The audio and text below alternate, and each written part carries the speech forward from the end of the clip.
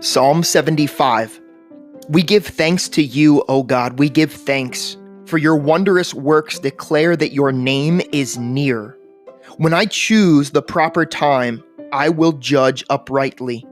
The earth and all of its inhabitants are dissolved. I set up its pillars firmly. Selah. I said to the boastful, do not deal boastfully, and to the wicked, do not lift up the horn. Do not lift up your horn on high. Do not speak with a stiff neck. For exaltation comes neither from the east, nor from the west, nor from the south. But God is the judge. He puts down one and exalts another. For in the hand of the Lord there is a cup, and the wine is red. It is fully mixed, and he pours it out. Surely its dregs shall all the wicked of the earth drain and drink down. But I will declare forever. I will sing praises to the God of Jacob. All the horns of the wicked I will also cut off, but the horns of the righteous shall be exalted.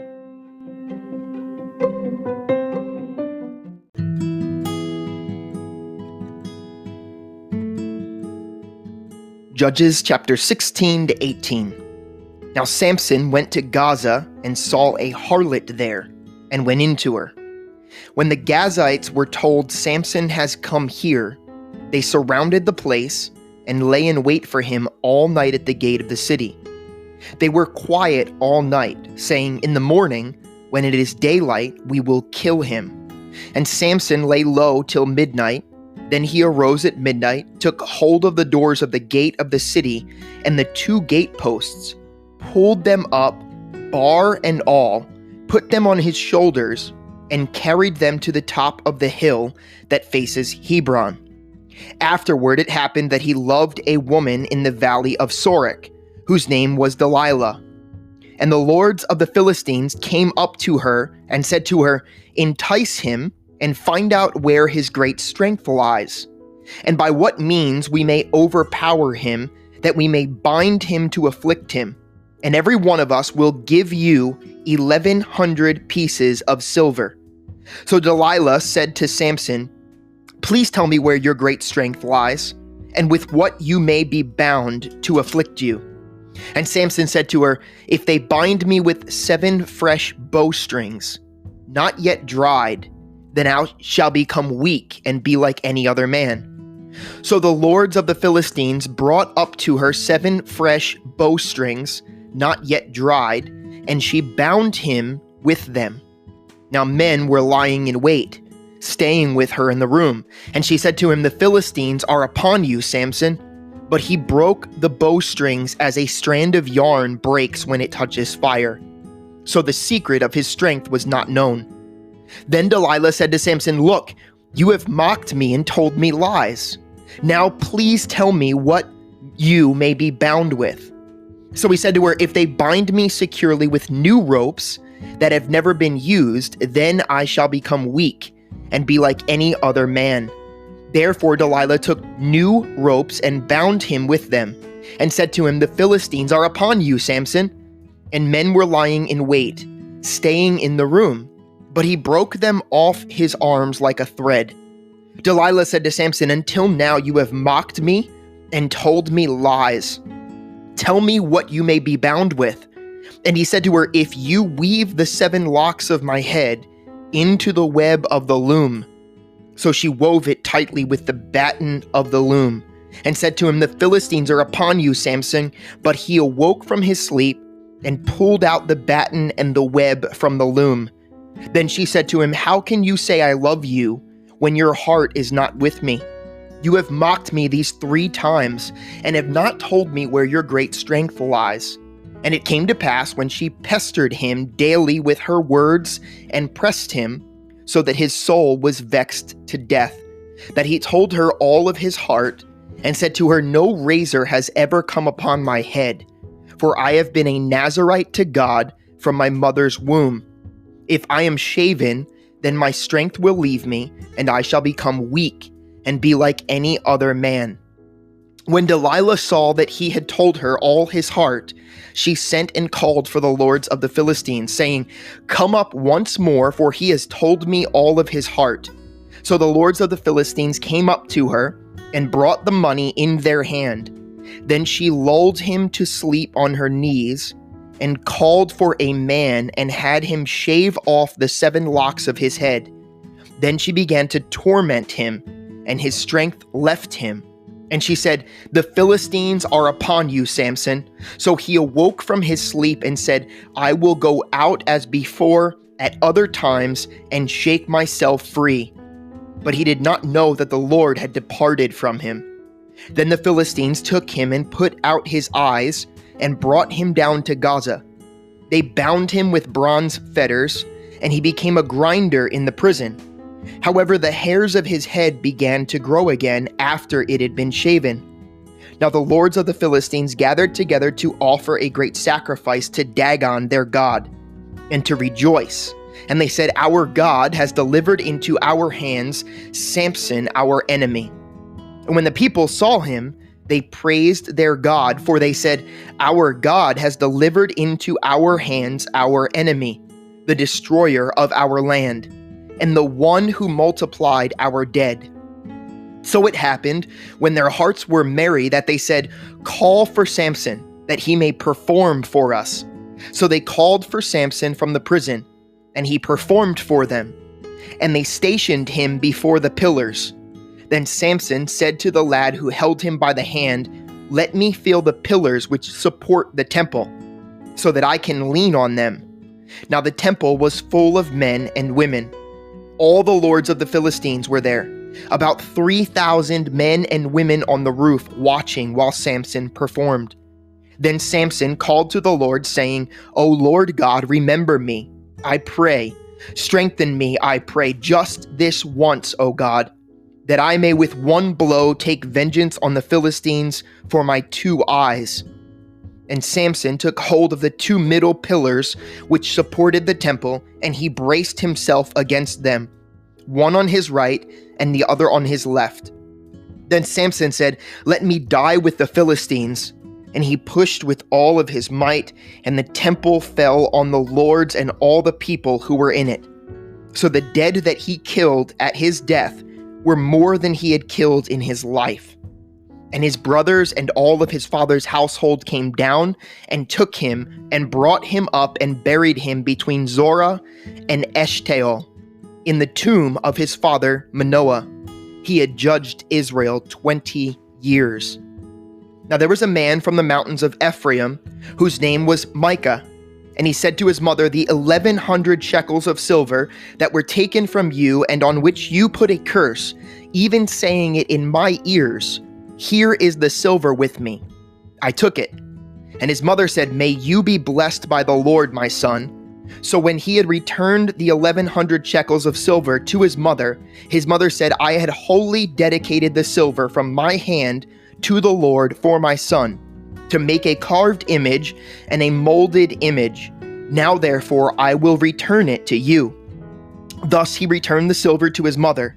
Then his mother took 200 shekels of silver and gave them to the silversmith, and he made it into a carved image and a molded image. And they were in the house of Micah. The man Micah had a shrine, and made an ephod and household idols.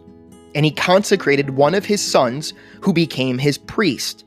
In those days there was no king in Israel. Everyone did what was right in his own eyes. Now therefore was a young man from Bethlehem in Judah, of the family of Judah.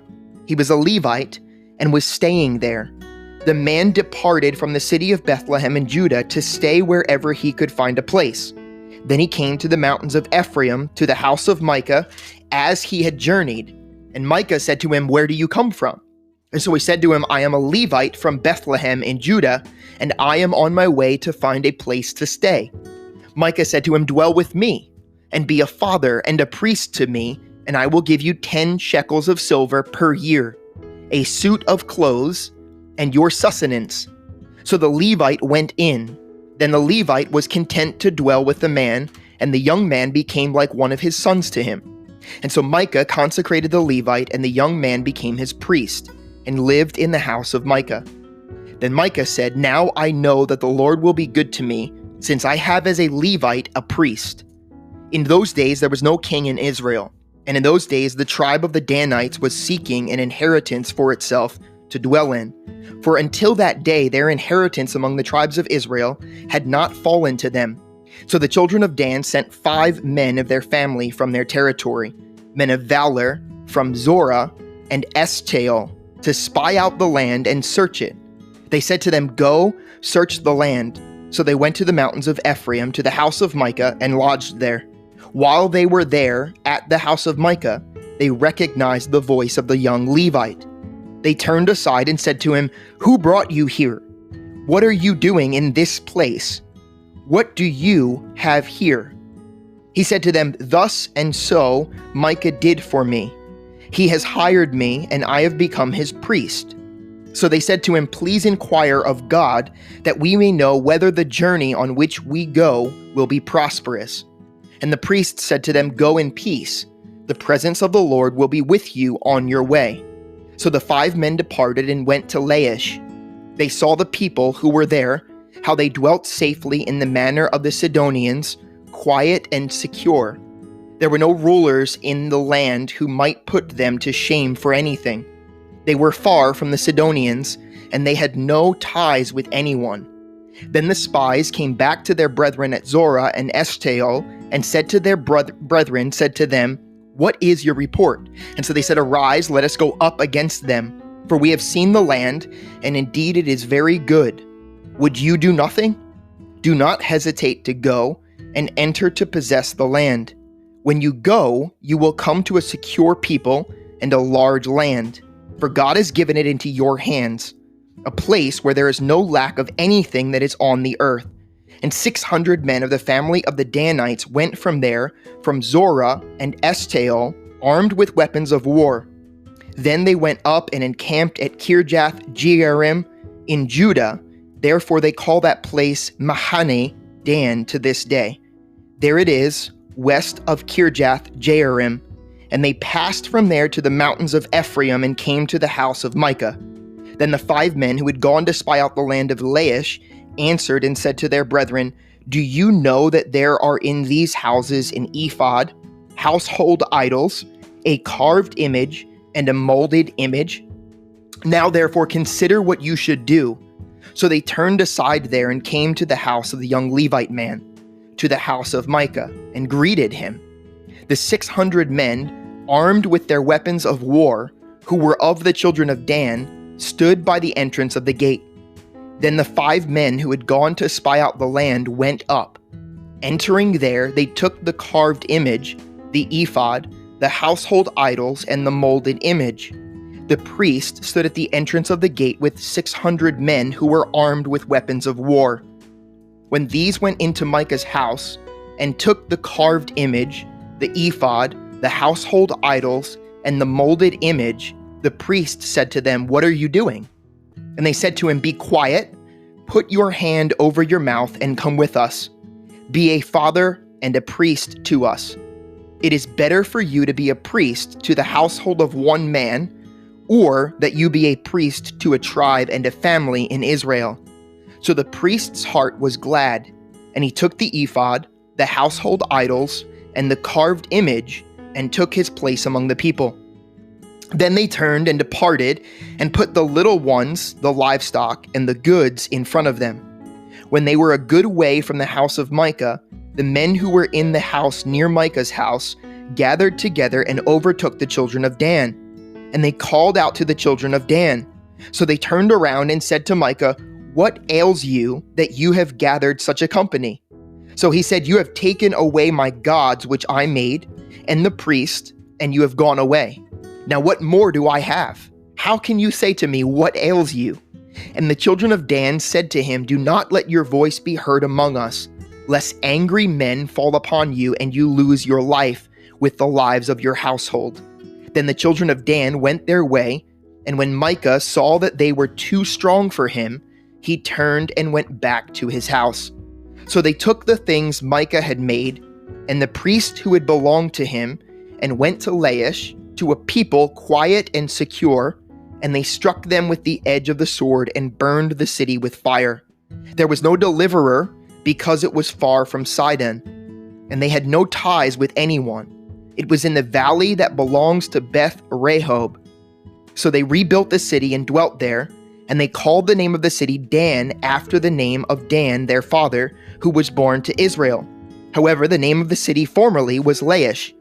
Then the children of Dan set up for themselves the carved image, and Jonathan the son of Gershom, the son of Manasseh, and his sons were priests to the tribe of Dan until the day of the captivity of the land.